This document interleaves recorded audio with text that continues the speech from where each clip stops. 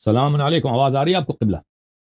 جی آ رہی. السلام علیکم ورحمۃ اللہ وبرکاتہ. علیکم السلام ورحمۃ اللہ تعالی وبرکاتہ. خیریت سے ہیں انشاءاللہ؟ آپ خیریت سے ہیں؟ اللہ کا احسان ہے. تھینک یو سر، اللہ آپ کو جزائے خیر. حضور، میں رضا عباس نقوی لاہور پاکستان سے مخاطب ہوں. جی سر. صدائے ابوذر کا چیف ایڈیٹر. عرض یہ ہے کہ پاکستان میں جو داخلی حالات ہیں، یہاں پر ہم شیعان علی، ملت شیعہ خیر البریہ اثنا عشریہ، یہ سمجھتے ہیں کہ مجالس حسین کا جو ممبر ہے وہ ذرائع ابلاغ کا بہترین ذریعہ ہے کہ ہم دین الہی کو اور فکر حسین کو پروان چڑھائیں، اس کی اشاعت کریں. لیکن ممبر سے کچھ غیر ذمہ دارانہ جو احباب ہیں، ان کی جو جاہلانہ گفتگو ہے.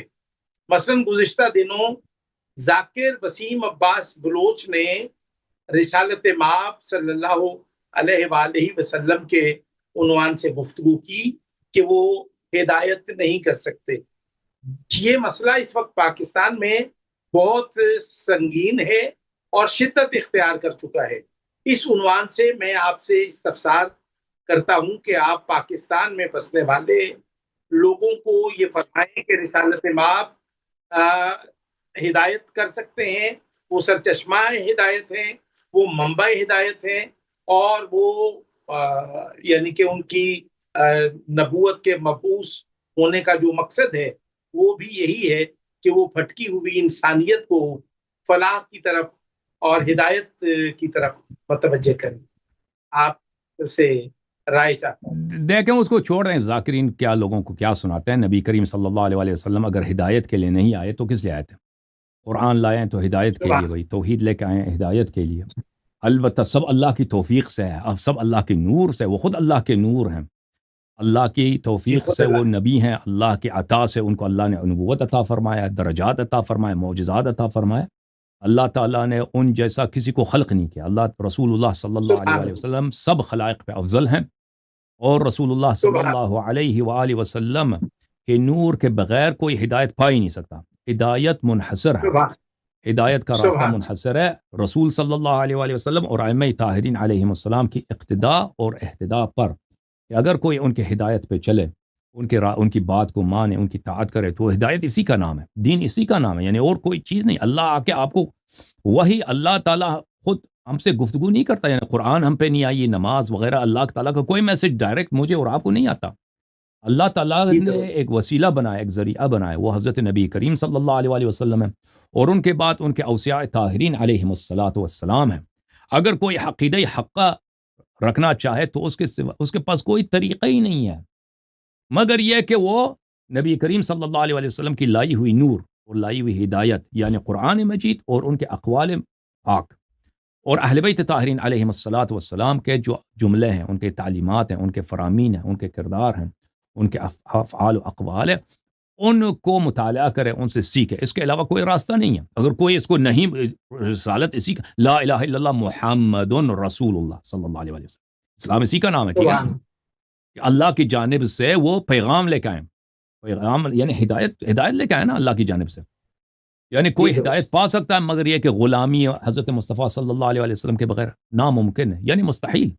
یہ تو مسلمانوں کا بچہ جانتا ہے، اور مسلمانوں کا ہر فرد جانتا ہے کہ اگر ہدایت ہے تو سب ہدایت کا پہلا مرحلہ یہی ہے کہ جس خدا کو نبی صلی اللہ علیہ وآلہ وسلم نے معرفی کیا، اسی خدا کو ہی ہم رب مانیں گے، خالق مانیں گے، اور جس عقائد کو انہوں نے سکھایا اسی کو مانیں گے. اگر اس میں ایک لفظ زیادہ کریں یا کم کریں تو کافر، دین سے خارج. ٹھیک ہے نا؟ ہدایت کا مطلب ہی یہی ہے. اس کے علاوہ کوئی ہدایت کا راستہ ہی نہیں ہے. دین اور نہیں ہے بھائی، اور بھی دین ہے کہ ان سے آپ ہدایت لیں گے. دین ایک ہی ہے جو نبی کریم صلی اللہ علیہ وآلہ وسلم لے کے آئے ہیں، جس کا ائمہ طاہرین علیہم السلام نے تعلیم فرمایا. اس کے علاوہ کوئی طریق نہیں ہے. اب ذاکر صاحب نے پتہ نہیں کیا بولا ہے، پاکستان میں نزاع کس بات پہ ہو رہا ہے مجھے نہیں اندازہ نہیں معلوم، لیکن یہ حقیقت کہ ہدایت کا محور نبی کریم صلی اللہ علیہ وآلہ وسلم ہے، اور اللہ تعالیٰ ڈائریکٹلی کسی کو میسج نہیں بھیجا. بھائی میرے لیے تو ابھی تک کوئی وحی نہیں آیا. میں نہیں سمجھتا ہوں قلندر صاحب، اللہ کی جانب سے آپ کو کوئی ڈائریکٹ پیغام پہنچا آج تک؟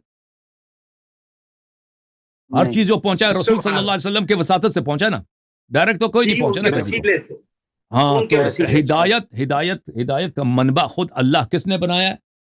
اللہ نے نبی کریم صلی اللہ علیہ وسلم کو بنایا. ہدایت کا شمس، سبحان ہدایت کا چراغ، ہدایت کا آفتاب کس کو بنائے؟ نبی کریم صلی اللہ علیہ وسلم، ائمہ طاہرین علیہ السلام کو بنایا. اللہ ہدایت دیتا ہے، بالکل ہدایت دیتا ہے، لیکن ہدایت کے لیے اللہ نے جو راستہ چنا ہے، کہا ہے کہ سب غلام بن جاؤ میرے حبیب صلی اللہ علیہ وسلم کی، سب اطاعت سبحان کرو، جو وہ فرمائے تم قبول کر لو. بس ہدایت یہی ہے، جو وہ فرمائے آپ قبول کریں. ہدایت اس کے علاوہ کچھ بھی. آپ سب سے دنیا کا سب سے ہدایت یافتہ قوم، ہدایت یافتہ فرد وہی ہے جو نبی کریم صلی اللہ علیہ وسلم کی ساری باتوں کو مان لے.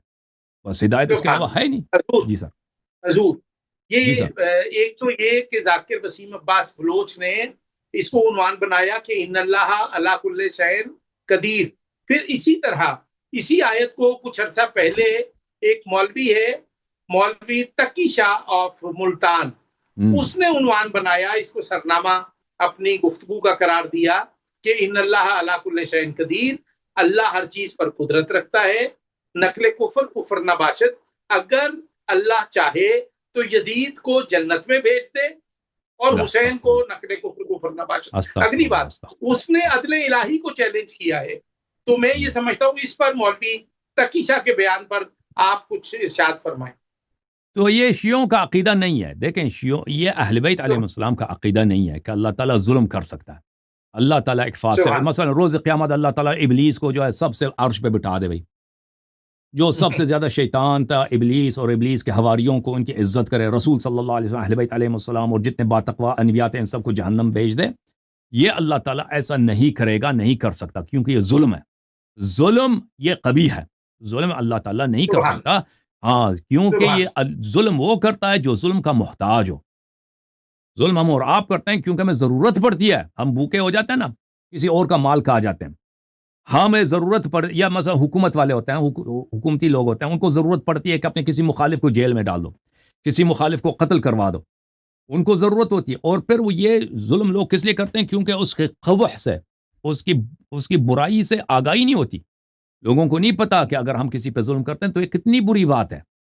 ہم اگر کسی بچے کو مارتے ہیں، کسی یتیم کو مارتے ہیں، کسی یتیم کا حق کھا لیتے ہیں، تو یہ کتنی بری بات ہے. اللہ تعالیٰ کو نہ ظلم کی ضرورت ہے اور نہ اللہ تعالیٰ ظلم کی قبح سے جاہل ہے. اللہ تعالیٰ اللہ ظلم کو جانتا ہے کہ ظلم کتنی بری چیز ہے، ظلم کتنی بدبودار ہے، ظلم کتنی بدرنگ چیز ہے، ظلم کتنا ناپلید ہے، ناپاک ہے. اور اللہ تعالیٰ کو حاجت بھی نہیں ہے. اور پھر اللہ تعالیٰ نے وعدہ بھی دیا کہ میں کسی پہ ظلم نہیں کروں گا. تو اس کا مطلب یہ عقیدہ اہل سنت میں وہ کثیر طور پہ پایا جاتا ہے کہ اللہ تعالیٰ جو بھی کرے وہ صحیح ہے. اللہ تعالیٰ قیامت کے دن ابلیس کو لائے اور اس کو نبوت کا تاج پہنا دے، اس کو مقام محمود پر ابلیس کو لے کے جائے. یہ بالکل صحیح ہے، صحیح کر سکتا ہے. نبی کریم صلی اللہ علیہ وسلم کو جہنم نستجیر والا، جہنم کے سب سے نچلے طبقے پہ جائے، اللہ کر سکتا ہے، اور یہ صحیح ہوگا. یہ ہم شیعوں کا عقیدہ نہیں ہے کہ اللہ ایسا کر سکتا ہے. اہل بیت طاہرین علیہم الصلاۃ والسلام نے فرمایا کہ قرآن نے فرمایا ان اللہ لا یظلم مثقال ذرہ. اللہ تعالیٰ وہ ایک ذرے کے برابر بھی کسی پہ ظلم نہیں کرے گا، ایک سوئی کے نوک کے برابر کسی پہ ظلم نہیں کرے گا. تو یہ کہنا کہ اللہ تعالیٰ یزید کو عزت دے گا اور امام حسین علیہ الصلاۃ والسلام کو نستجیر باللہ یہ کرے گا، یہ اللہ کو گالی دینے کے مترادف ہے.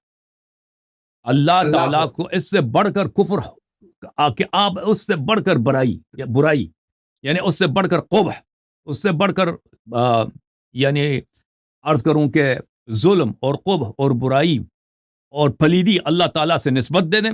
یہ اللہ تعالیٰ کی تعریف نہیں ہے، یہ اللہ تعالیٰ کی بے عزتی ہے، اللہ تعالیٰ کی سے اہانت ہے، اور اللہ تعالیٰ کی بارگاہ میں کفر ہے. اللہ تعالیٰ نے وعدہ فرمایا کہ میں ظلم نہیں کروں گا. اللہ تعالیٰ عادل ہے اور اللہ تعالیٰ احسان کرتا ہے. اور یہ امام حسین علیہ الصلاۃ والسلام پہ ظلم ہوگا کہ اس کے قاتل کو عزت دیا جائے، ٹھیک ہے نا. اور امام حسین علیہ الصلاۃ والسلام پہ ظلم ہوگا نستجیر باللہ، کہ اللہ نے جو ان کو وعدہ دیا ہے اور اپنے وعدوں پہ عمل نہ کرے. جی سر. اور یہ بہت افسوس کی بات ہے کہ ایسی باتیں وہ وہاں پہ کی جاتی ہیں، ممبروں سے کی جاتی پاکستان میں. بہت ہی افسوس کی بات. یہ وہ المیہ ہے، ممبر پر اس وقت جہالت جو ہے وہ غالب ہے، اور علم جو ہے وہ، چونکہ یہاں پہ ایک شعر عرض کر دوں کہ شوبدہ گر بھی پہنتے ہیں خطیبوں کا لباس شوبدہ گر بھی پہنتے ہیں، خطیبوں کا لباس بولتا جہل ہے، بدنام خرد ہوتی ہے۔ صحیح، بالکل جی، یہ مولوی تقی شاہ ایک بڑا ابا کبا بردوش مولوی ہے، یہ اس نے 2-4 برس پہلے یہ بیان کیا، اور اس پر بہت سارے علماء نے ان اللہ علی کل شیء قدیر کی وضاحت میں اس کا دفاع کیا۔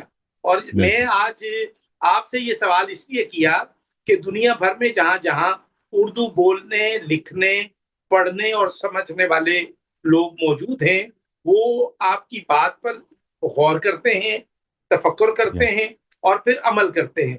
میں یہ سمجھتا ہوں آئندہ نسلوں کو، نوجوان نسل کو یہ فکری طور پر اس کی تربیت درست سمت میں کرنے کی ضرورت تھی، تو میں نے یہ آپ سے استفسار کیا اور آپ نے ماشاءاللہ سے بہت تسلی بخش جواب عطا فرمایا۔ آپ کے لیے بہت شکریہ۔ تھینک یو سر، اللہ آپ کو جزائے خیر دے، بہت مہربانی آپ کا۔ سدائے ابو ذر بھائی